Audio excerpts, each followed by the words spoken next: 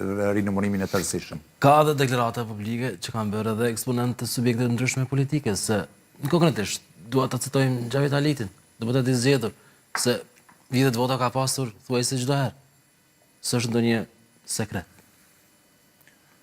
Mund të ketë pasur vjedhjet votave në proceset kaluara nga individ sak. Ne kemi pasur hiç më larg se procesin e vitit 2010, kur u quajt edhe si vjedhje industriale e votave. E kjo tani është industriale? Kjo absolutisht nuk është vjedhje industriale e votave. Çfarë është?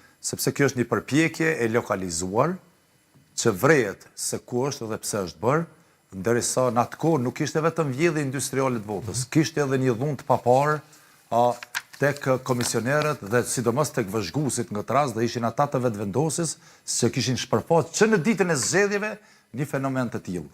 Pra ishte një ndërmarrje masive, andaj edhe quhet si vjedhje industriale e votave.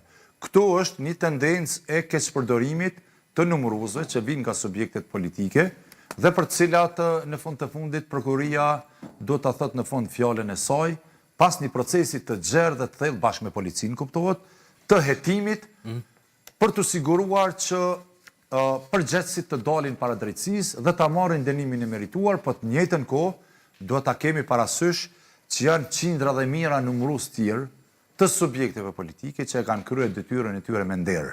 Dhe nuk është detyrë e lehtë, besoni ose jo.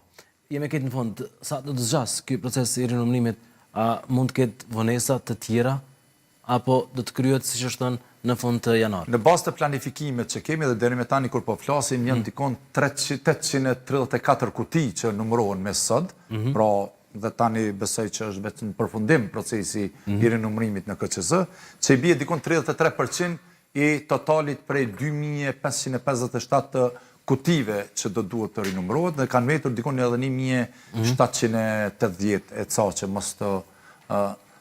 që mos jam edhe i pasakt shumë, po aq është numri afërsisht që i bie që edhe 10 ditë ky proces të mund të përfundoj në qendrën e numërimit dhe rezultateve këtu, dhe më pas hapen rrugët ligjore për ankesa. Po duhet pasur parasysh që procesi i rinumërimit në QNR konsiderohet si i fundmi si proces dhe në aspektin profesional ky është një lloj auditimi që bëhet kutive që mund të kenë pasur probleme dhe kur del rezultati del si rezultat përfundimtar dhe që do ta ketë të lehtë edhe PZAP-ja, po edhe organet tjera që të marrin vendimin në rast se do të ketë çfarë do ankese prej kujt do, për rezultatin ashtu siç do të del tani nga qendra e numërimit dhe rezultateve. Certifikim të rezultatit zgjedhor mund të ketë para 10 shkurtit apo jo? Varet prej ankesave dhe kohës që marrin ato. Nëse nuk do të ketë ankesa, edhe para 10 shkurtit ne mund të kemi certifikim të rezultateve. Zë Krasniqi, të falenderoj.